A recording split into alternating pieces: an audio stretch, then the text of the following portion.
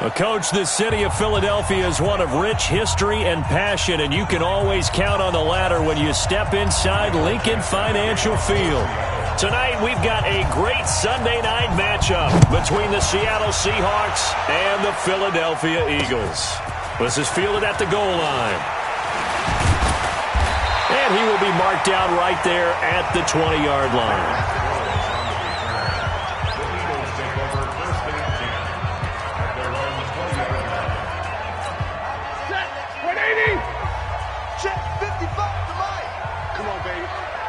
See what you got. Mike. Stafford on first down. And that is incomplete. Showed off the arm strength there, but to no avail. Second down. Quickly now a look at the Eagles' offensive starters. A special player on the offensive line is right tackle Lane Johnson, a two-time Pro Bowler, one-time All-Pro. And pass rusher. And the pressure gets to him and brings him down. Stafford is sacked. All right, partner, I'm going to be Captain Obvious right here. Not the start you're looking for offensively, right? Incomplete pass, followed by a sack. And when he went down, it looked like that right ankle got turned. And he's going to go down again. I think most quarterbacks would love to have the goal line actually extend up into the air and turn into a wall. They could put their back against it and know exactly where they are on the field so they don't end up in the end zone. Didn't do it on that play, but perilously close to the goal line. And this will be covered up. Pretty good result.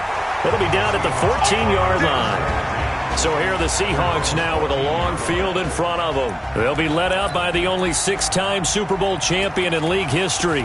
In his 20th season now, Tom Brady. You talk about the pause that refreshes. I think it's come at a perfect time of the year for them, hasn't it? You know, the season is starting to wind down, got a little bit of a break. But how about the guy calling the signals? He's got to be excited about that because now he didn't just get a game plan for 1 week. He was able to work on it for 2 weeks. I can't wait to see if they have anything special in store for him today. First down, Seattle. They go back to Gordon here on first down. Give him 5 on the carry there, and it'll be second down. Defensively here, you're facing a top-5 team in terms of points scored in the NFL. So when they're that high-powered, you've got to find a way to hold them under 20. Because to me, that's the magic number. 20-point score gives yourself you give yourself your best chance to win. So if they're up around 24, 28, 30, they could be in some trouble. And I think so because then you turn it into a shootout, and that means your offense has to keep pace. They'll try and run it. Here's Gordon. And he will have a first down here at about the 40. Able to get what they need to keep the drive going with a 6-yard pickup on third down. You were telling me this yesterday. This is exactly what they want to do on the opening drive, establish the ground game. Yeah, remember our conversation? We were talking about what one of the GMs in the league has told me repeatedly. It's a big man's game, and it's not necessarily size. He's talking about playing some big boy football. Line up, get leverage, knock people back, and establish the run early. Brady's throw there complete. And they'll get him down after a pickup of 8, second and 2.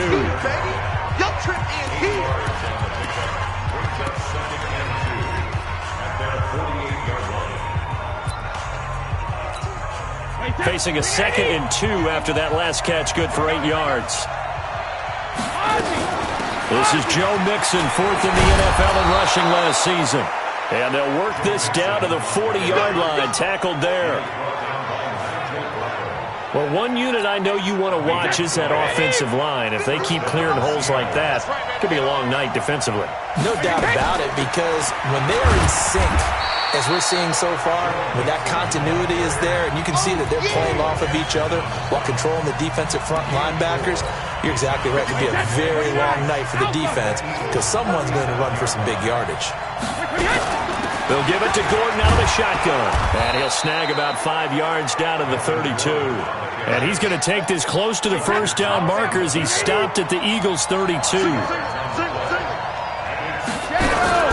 On third down, this is Melvin Gordon. And he's got the first as they'll bring him down at the 28-yard line. A third down gain of 3 yards, and that'll be enough. Had a chance to maybe limit them to 3 if they could have gotten that stop there, but a new set of downs. And with a new set of downs, you got to take the mentality of the whole thing. Right now, everyone's looking at the offense and saying they've got the advantage. The best defenses just say, okay, new set of downs gives us another chance to make a play ourselves and maybe change things up. One thing you're hoping for when you run drag routes, you're able to hit a receiver in stride, and he can pick up a lot of yardage after the catch. But in this situation, the defense was effective, able to stop him before he could get a good head of steam going. Now they run from the gun with Gordon. And he's going to be brought down on what will be the final play of this first quarter. No score after 1 on EA Sports. This is Gordon. And he'll be stopped after a gain of only a couple down to the 15-yard line. Doubling this guy has to be a priority before moving up to the next level because the big fella, he just ate that one alive, just stuffed it. In fact, before the game, he was talking to us, and he's like, hey, these pants make me look fat. And we said, nah, man, you're just a whole lot of guy. He is at well over 300 pounds. He's a big man. Throwing on 2nd and 8. Brady. Left side complete to Lockett. And here he'll get it down to the 7. That one a first down pickup of 8. I think that's a big pickup for a first down because when you run a drag route against zone, you're sometimes asking for trouble because you might run into a defender. Yeah, well, there they ran into a first down. Executed it to perfection.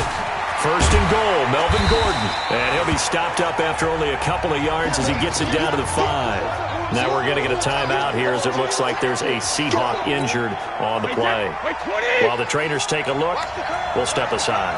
And the ball smack dab on the 5-yard line. Here's 2nd and goal. Now Joe Mixon. And he will take this one in for the Seattle touchdown. Joe Mixon, his 2nd touchdown on the season. And they are able to strike first here on their opening drive. I know the play ends up in the end zone with one person carrying the ball, but how about that big mass of humanity that guided him to that spot? Yeah, they got there, but I love the dive. Always a fan of the dive. Myers connects on the PAT, and that makes the score 7-0. The kickoff team on the field now as they will send this one away. This will be taken to the back of the end zone. And no run back here. This will be a touchback, and it comes out to the 25-yard line. I want to remind you that coming up tomorrow night, Monday Night Football, another good one in store. The Ravens and the Rams from Los Angeles as we put a bow on Week 12 already. Hard to believe in the National Football League. Now a first down throw. Stafford. And complete to Zach Ertz. And they'll get this well past midfield before being stopped just before the 35. 39 yards the distance covered on the catch and run. So how about that for a chain mover? They're all the way down inside the 40 now for 1st and 10. To throw is Stafford. Ertz over the middle. Touchdown, Philadelphia. Zach Ertz. His 6th touchdown of the season as they are now on the board here in the first half. It used to be that if you were a big wide receiver and the coaches wanted to make you a tight end, you resisted the move. Now it's almost a glamour position because they have the mismatch advantage. Are you going to cover them with a linebacker? They're probably faster. A defensive back? They're going to be bigger. Tight end is the new big-time position. This will be fielded at the 6. And he'll take this across the 25, couple extra yards, up to the 27-yard line. And Seattle now ready to march onto the field. And it's only November, but the playoffs, we know how it works. They'll be here before you know it. If it ended today, they would be the number 1 seed. And that's a great spot to be in. But I love the phrase, if it ended today. And I'll guarantee you, that's what they've discussed in their locker room, in their meeting rooms. Yeah, we know where we'd be if it ended today, but we also know it's not ending today. Right. So they've got to continue to play the type of ball that put them in the spot where they're number 1 in their conference. No gain on the play there, 2nd down. Perfectly designed blitz right there. They took that one from the grease board to the field because they were able to free up their linebacker to get into the backfield and spill the play. In on the stop there, Andrew Sendejo.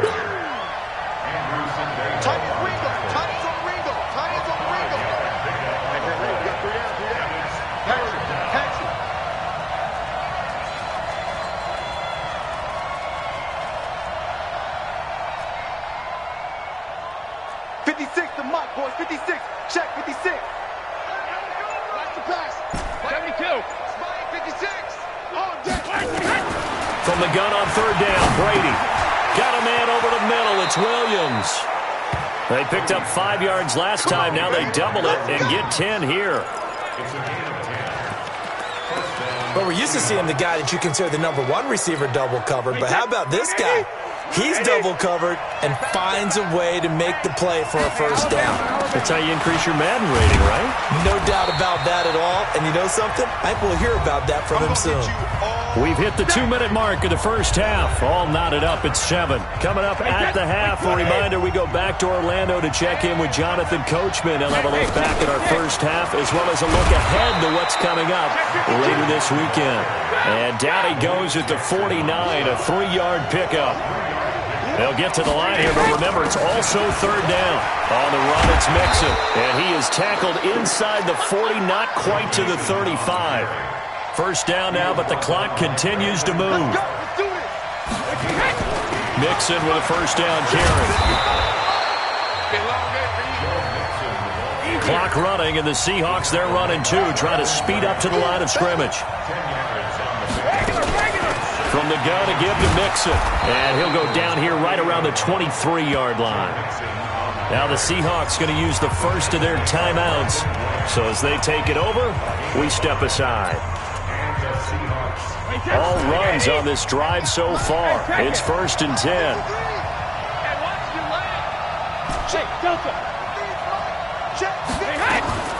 Now they'll throw with Brady.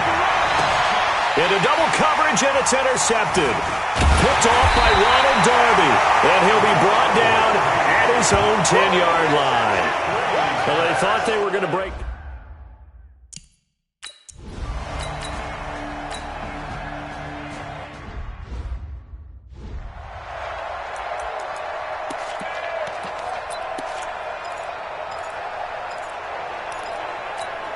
Wait, that's both bandit. Ready? Here we go. Hey, both 66. From the 39, Brady. It's complete to Lockett. The reception good for 7. It's third down. When you see zone defense and you know you've got a drag route on as your primary call, you've got to be really careful as a passer about how far you let your guy go because he might wander into some tough coverage. They give to Mixon to try to pick it up. And he's got the first down yardage as he takes it down to the 49. 5 yards is the pickup there as that extends this drive. Well, someone's been having a good game so far, and you know something? A lot of it's been power running. They decided to turn him loose again on third down, didn't they? They did indeed. He delivered the tough yards. So from Philadelphia territory now, here's a 1st and 10 at the 49-yard line. 42's mark, 42's mark. Here I come again. Smooth. Here I come. Working from the gun, it's Brady. And the throw left sideline here is caught, but they'll rule it incomplete. Couldn't keep his feet in. Second down. Brady's incompletion on first down leads to a 2nd and 10. Come get some. Come on here. Come get some. Here one. Let's go. Let's go. Check it. Throwing again. Brady. Caught left side. Williams. They'll get 9 there as that sets him up better for third down.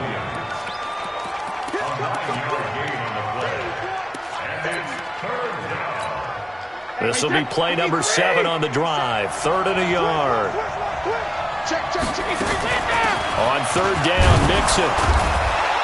And he will have a first down as they get him to the ground at the 37. Just 4 yards on the pickup, but that's good enough to extend the drive. Line of scrimmage, the 37 on 1st and 10. Back to Mixon on first down. And he'll get 3 down at the 34-yard line. They tried a quick hitter inside, but that one was swallowed up because what they're hoping, those big defensive linemen will take the bait and move laterally and open up a crease that they can run through. Didn't happen on that play. Tackle made that time by Brandon Graham. On third down, Mixon. And he will have the first before he's brought down right on the chalk of the 20. It goes as a gain of 8, and it moves the chains.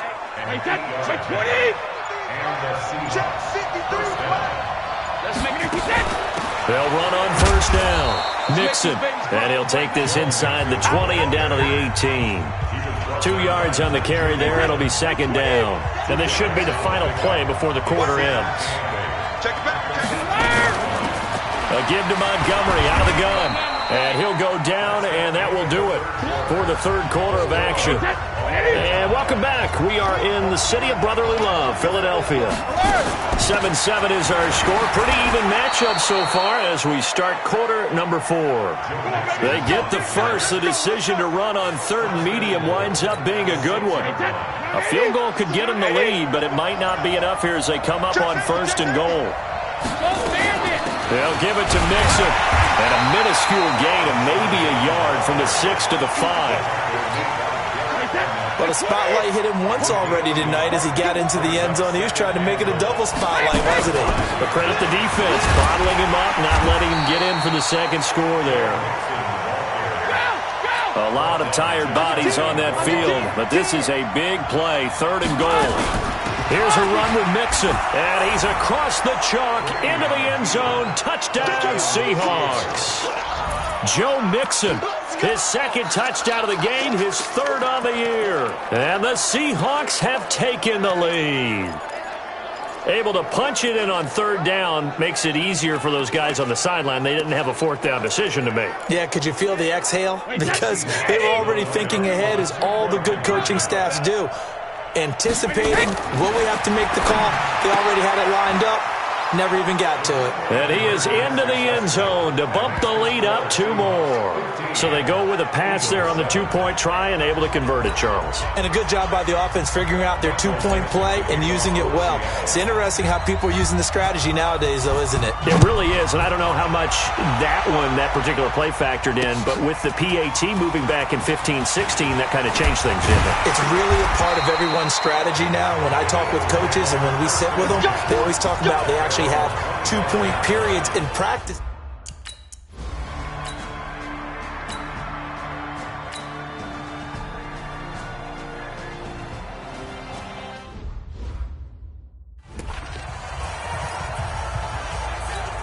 Here's Cameron Johnston now as the drive goes backwards, so he's on to punt it away.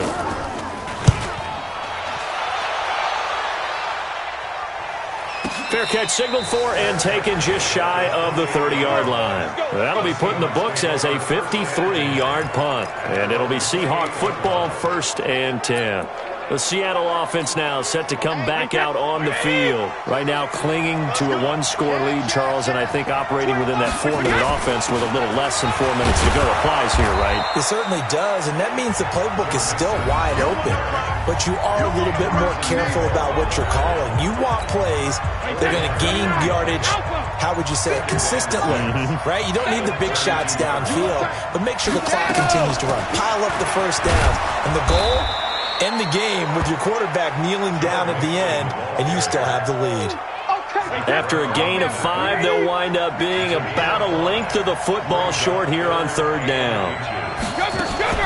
On third down, Mixon, and he's got the first down as he's up to the 45-yard line.